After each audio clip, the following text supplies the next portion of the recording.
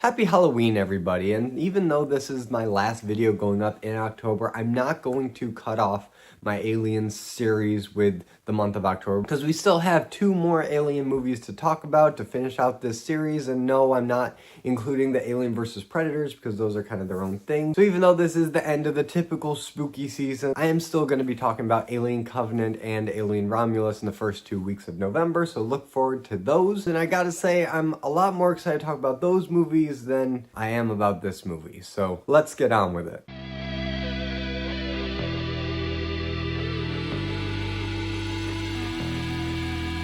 Prometheus. Now, Prometheus came out in 2012, was directed by Ridley Scott, and yes, this is the first time Ridley Scott has directed an Alien movie since the original 1979 Alien, so this is kind of a big deal having him return to this franchise. That's kind of been co-opted and interpreted by a lot of other directors, some very successful and some, well, not as successful. So I think a lot of people were really excited to see what Ridley Scott would bring to this Alien universe, kind of bring it back to basics. And when this movie was in production, people said it was an Alien prequel, and then when the movie was getting close to coming out, Ridley Scott and a bunch of other people were being a little bit coy with whether or not it is an Alien prequel or an Alien spin-off, or if it's just kind of vaguely set in the universe of Alien. And after watching this movie again, I can clearly say that this is not, strictly speaking, an Alien prequel. Even though when you watch it, there are things that harken back to the original Alien that make you start think of the chronology of the universe in ways prequels typically do, where you kind of see things that are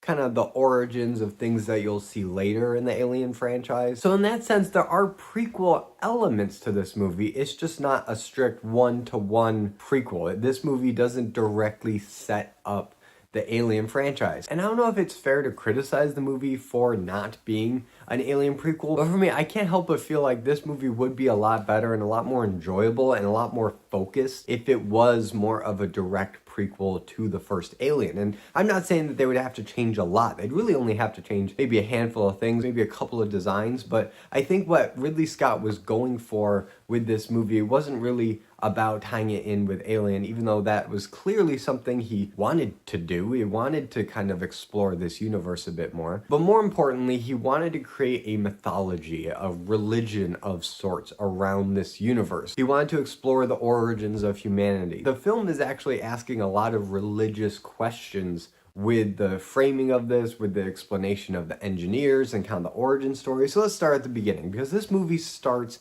in kind of a old, chaotic, antediluvian, possibly, interpretation of what I think is Earth. I think that's supposed to be Earth, even though it's very vague. You just see a lot of waterfalls, a lot of landscapes, a lot of things that just look a little bit alien, but a bit familiar. When you see an engineer, they're the big 10-foot pale humanoids, and they got this black goo, and this one guy takes a sip of it, and he just starts breaking down. He starts deteriorating. This black goo is just eating away at his flesh, and he falls into the water. And supposedly that's Ridley Scott's interpretation of life on Earth. And that opening sequence brings me to a big issue that I think a lot of people had with this movie and probably still have. And it's that this movie is very much open to interpretation. The movie doesn't actually explain much, and it leaves a lot for the audience to kind of unpack and think about and kind of interpret. And you can clearly see that there are a lot of theory videos, a lot of Prometheus explained videos on YouTube, and if you just Google Prometheus lore, you'll get all kinds of results. You'll get a lot of deep lore to this universe that this movie kind of sets in motion. And that doesn't really bother me so much because I do like reading into movies. I do like movies that don't have to hold your hand and explain everything. My issue comes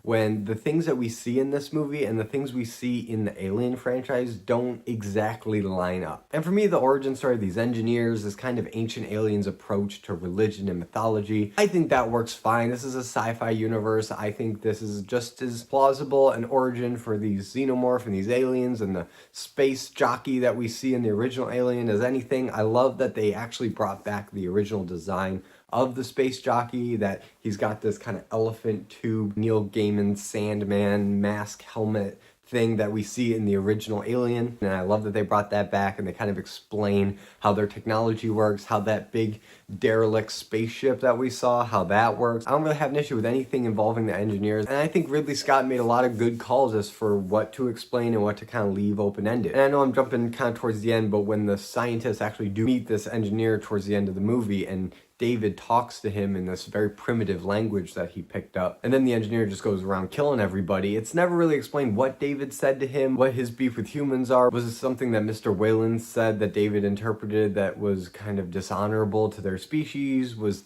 David intentionally mistranslating what Wayland said so that Wayland would die? Because there is some foreshadowing in this movie that David, played by Michael Fassbender, is maybe not all on the up and up, that he does want to see his father dead, that he is kind of vengeful, doesn't really like humanity, he's kind of going a little haywire because, you know, he's an android. Because if there's anything we've learned in this franchise is that the androids, the synthetics, they can't be trusted. And David is just another example of that. So I really did appreciate not knowing exactly why the engineers hate humanity all of a sudden. I thought that was a great twist. I thought it was a great moment in the movie, and it's very ambiguous, and I like that. You can read a lot into that. You have clues, and you don't necessarily need it all explained. And since I'm still talking about the things I like in this movie, I like the human characters for the most part, at least until they were acting stupid. I thought a lot of them had some good personality, some good charm to them. Michael Fassbender as David is the best character in the whole movie. He's the one that probably has the most depth. You see most of the movie from his perspective, which is unique for an alien movie. They don't usually focus on the synthetic characters that much, and I thought that Michael Fassbender did a great job where you can see the wheels turning in his head, but you don't always know what he's thinking or how he's processing or what his true motivations are, if he does have any ulterior motives. I really liked his interactions with his sister of sorts, played by Charlize Theron. She's Wayland's daughter, and it's kind of implied that she might also be an android, but that's also left intentionally vague, and I like that. I like a lot of the mystery elements of this movie. I think it does a great job. The actual scientists on this expedition are led by this couple, Dr. Shaw and this guy, I can't remember his name. He's played by Logan Marshall Green, or as I know him, the guy who looks like Tom Hardy but is not actually Tom Hardy, and it would be a lot more interesting of a movie if we actually got Tom Hardy in this role, but instead Logan Marshall Green does a fine job. He's not in the movie a lot, but you do buy the chemistry between these two head scientists and their passion for mapping the stars, unearthing these ancient cave paintings, trying to find the origin of the universe. You know, these engineers out there,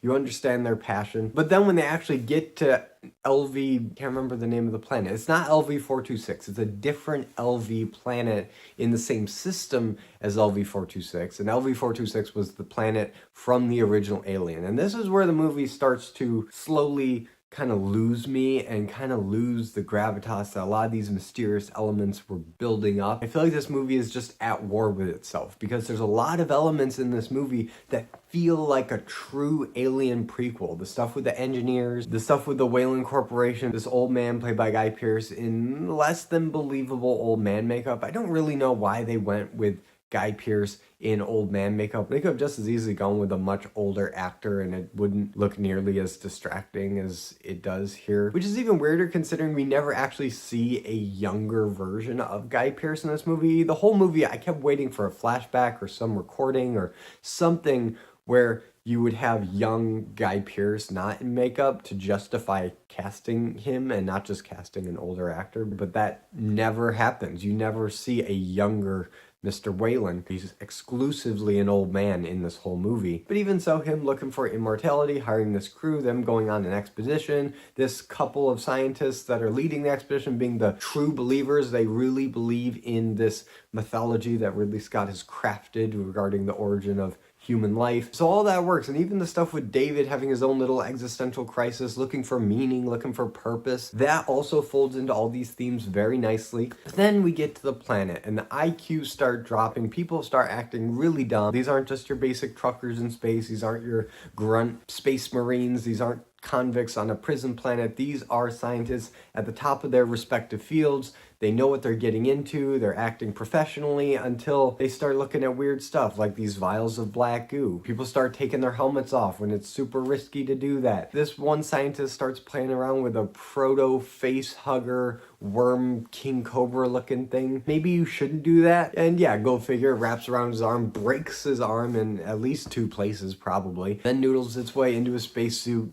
killing them. Yeah, maybe you shouldn't have started touching this thing that you know absolutely nothing about. Just a thought. But honestly, I'm not gonna harp on all the stupid decision making in this movie because, well, that would make the video about twice as long. And a lot of people have already gone and criticized the illogic of a lot of these characters. Like, for example, this ship is falling, these characters are on the ground, they're trying to run away from it, but it's a very narrow cylindrical tube that's rolling, and you could just as easily run to the side and you'd be perfectly safe. But what happens? Oh, she is trying to run in the same direction that the thing is falling in a straight line. One person rolls away and is actually safe, which again just draws more attention to why you couldn't just go to the side. Because Dr. Shaw did and she was perfectly fine. So why this other character couldn't do that? Well, the script said that she needs to die here, so she dies here. And again, these are very capable people. They should be able to make these snap judgments. They should be able to handle themselves better in this stressful scenario, and they just don't. For me, the frustration in this movie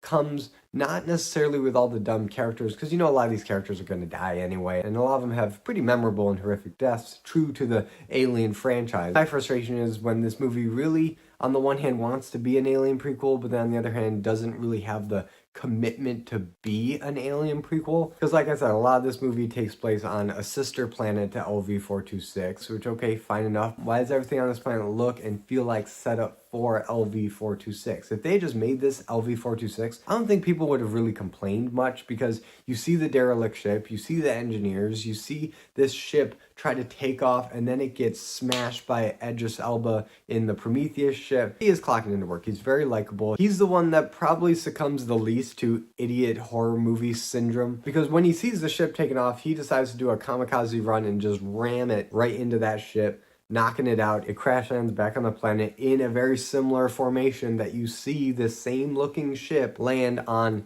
LV-426. So if this was LV-426, you could watch the original Alien right after watching this movie and see that derelict spaceship and be like, oh, now I know how that got there. Now I know how that got there and why it's at such a weird angle. Why is there this dead space jockey just chilling in this thing? But then you start thinking a little deeper about it and things still don't exactly match up. Because when you do go back and watch that original Alien movie, you see that the space jockey had something in its chest that burst out, and you don't really see that here. You see something similar on the actual Prometheus ship with one of the engineers, so that still doesn't match. And also, there are no alien eggs on this ship. You know, the eggs that hold the face huggers, they're nowhere to be seen in this movie. Instead, we get these weird vases of black goo, and the black goo is kind of the magic thing in this movie. It's the thing that created life, is the thing that kind of disintegrates and corrupts, manipulates things on a genetic level that pushes evolution forward, I guess. Nothing good in this movie ever comes from people touching or interacting with the black goo. Because, for instance, we see David put a little bit of black goo in not Tom Hardy's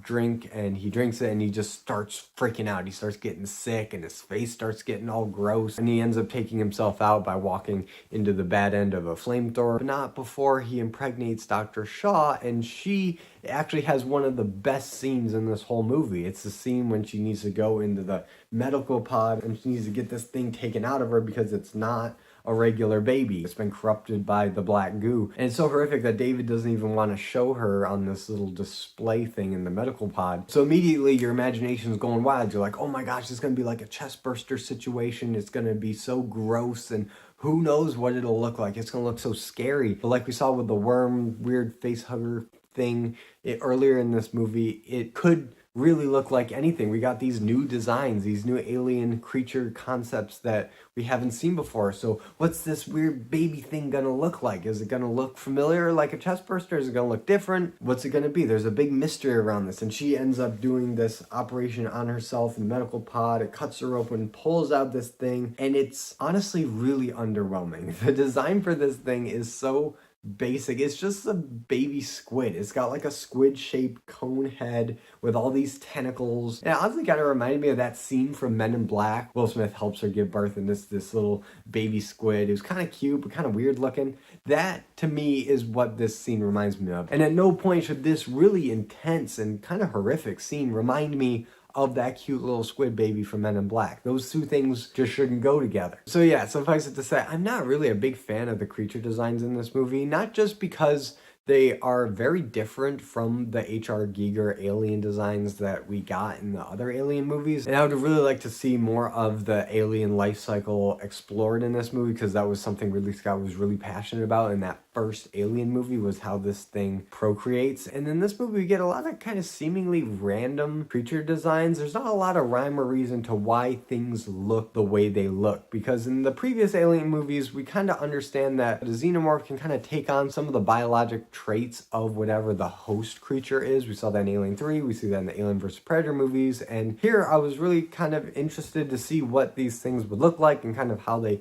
got the shape, but there's nothing really logical about the way these things look, aside from those king cobra worm things that we saw in the beginning of the movie, because those are just worms that touched the black goo and turned into these creatures. That I can follow pretty well, but why does Dr. Shaw's alien baby look like a squid? Why does the black goo sometimes completely disintegrate a being, like we see with the engineer at the beginning of the movie, or mutate it into this like toxic Avenger looking mutant corrupted version of a humanoid like we see with not Tom Hardy, or like we see with the worms, turning it into something that to some degree resembles one of the alien creatures that we're familiar with. I don't really understand where the art department was going with a lot of these designs. They just seem kind of random, and even though that squid gets bigger and it turns into like a big sharktopus looking thing and does end up face hugging one of the engineers towards the end of the movie and impregnating the engineer with what becomes the Deacon, that really doesn't make anything more clear, because that big squid thing is still not really a face hugger. Aside from its function of impregnating one of the engineers, it doesn't have any of the insect or crab-like anatomy that the face huggers that we know have. It's kind of an invertebrate squid thing, so it's very different in that way. The scale of it is way off. The original face huggers were small and mobile. This thing is huge. It doesn't just wrap around your face, it wraps around your entire body. And now we've come to talking about the Deacon. This movie ends with this dead engineer giving birth to the Deacon, and the Deacon just pops out, and he looks kind of xenomorphish. He's an all-black, vaguely humanoid, gangly looking creature with an elongated head that comes to a very sharp point instead of the more phallic shape that we kind of expect from the xenomorph. And when he opens his mouth, you get that second pair of jaws that definitely evoke the xenomorph we're familiar with. So yeah, I would say this, among all the other creatures in this movie, look the most like a prototype version of a creature we'll get later. I'd say the Deacon, and then maybe you could make an argument for the worms. The worms kind of vaguely look like a face hugger, at least more so than the squid that we get later. I don't know where this design for the squid came from. It's so random, and I just can't wrap my head around it. If you guys in the comments can make sense of this squid thing, by all means, let me know in the comments. I just don't get it. But this Deacon alien actually does look like something that I would recognize. And maybe that will become an alien queen, and maybe that will lay all the eggs in the derelict spaceship that will lead to the face huggers. And okay, maybe I can start putting together my own personal theory of how this planet that's not LV-426 as said in the movie, that if I just ignore that fact and just pretend it's LV-426, could theoretically get to the point of resembling the LV-426, the derelict spaceship, the space jockey with the thing bursting out of its chest. All that stuff could come to pass given like maybe 100 years or so. By the time we actually get to the original Alien, I could see how, again, if this was LV-426, it could line up. Maybe. I'm kind of grasping at straws because I really want this movie to function as an Alien prequel, at least in the sense of setting things up in the universe that we could potentially see come to fruition in the first Alien movie. That's what I think this movie should have been. I think it would have been a lot more focused as a narrative if it was that, if it didn't try to kind of have its cake and eat it too, where we want to explore all these origins for the xenomorphs and all these things, but we also don't want to be pigeonholed to a straight up prequel. We kind of want the freedom to do our own thing so that it doesn't have to exactly line up to the original Alien movie. And I know the Alien Covenant does a lot more to kind of connect these two movies, that it's kind of a Prometheus sequel and kind of an Alien prequel and kind of tries to stitch things together. But I feel like this movie is still kind of a mess. It tries to set things up, but it doesn't really set things up, but it makes you think about things in a way that feels like a prequel, but it's really not. And I don't really know how to judge a movie when it tries to do that. So yeah, there's a weird kind of cognitive dissonance whenever I watch this movie, because I do find myself getting wrapped up in the world building and the lore of the alien stuff, and these fairly interesting characters looking for answers in the universe and finding them, and then finding out that they weren't really what they thought they were, and then the horror that comes with that. And then when this movie tries to pull some more horror-inspired scenes, they're actually really effective. Like I said, when she operates on herself in the medical bay, it's a very intense, very effective scene. It's probably the highlight of the movie for me. But the rest of the movie just doesn't quite get there for me. There's a lot of missed opportunities with storytelling. There's a lot of missed opportunities with